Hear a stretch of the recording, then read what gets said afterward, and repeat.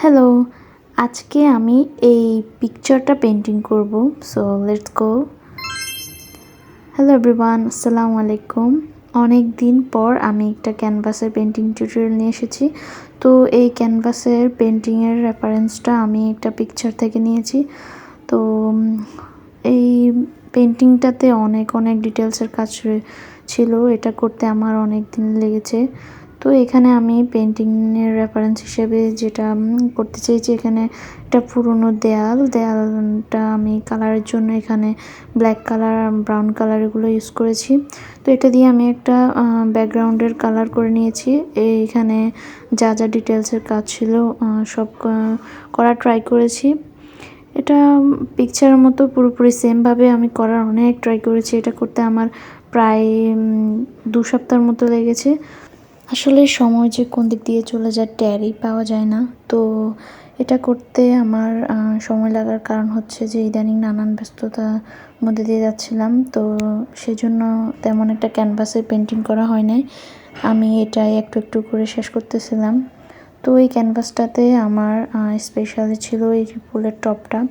এটাতে আমি অনেক চেষ্টা করেছি পিকচারের মতো সেমভাবে করার। তো মোটামুটি হয়েছে। তো এখানে ডিটেলসের কাজগুলো করতে করতে প্রায় অনেক দিন লেগেছে। আর দিনের বেলা দিনের আলোতে যেমন পেন্টিংগুলো ভিডিও করা যায়, সুন্দর আসে, রাতে তেমন আসে না।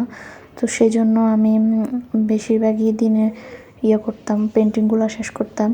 তো এর পরদিন আমি এখানে বাকি দেয়ালে যে কাজগুলো ছিল এখানে আমি কয়েকটা লতা পাতা দিয়েছি। তো এইখানে এই টুকটাক এই কাজগুলো একটু বেশি সময় লেগেছে। আর একটু ছবি আঁকতে বসলেই একবার এক একটা জিনিসের দরকার হয়, তার জন্য অনেকটা সময় চলে যায়।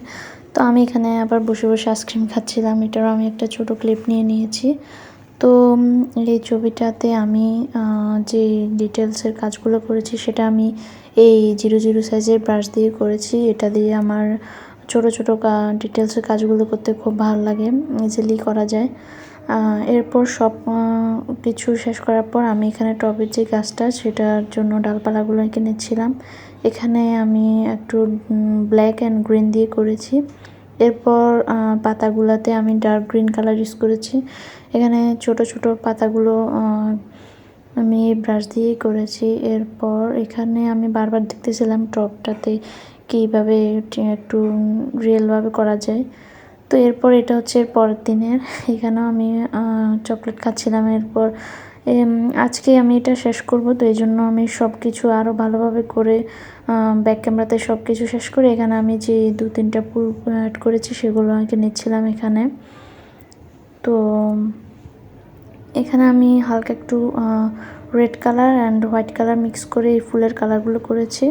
এরপর আমি ক্যানভাসের চারপাশে রাউন্ডে একটু black colour and brown sienna colour দিয়ে ক্যানভাসের চারপাশটা রং করে নিয়েছি। এরপর বার্নিশ ইউজ করেছি। তো এটাই হচ্ছে ফাইনাল লুক। তো কেমন হয়েছে অবশ্যই জানাবেন। Thanks for watching.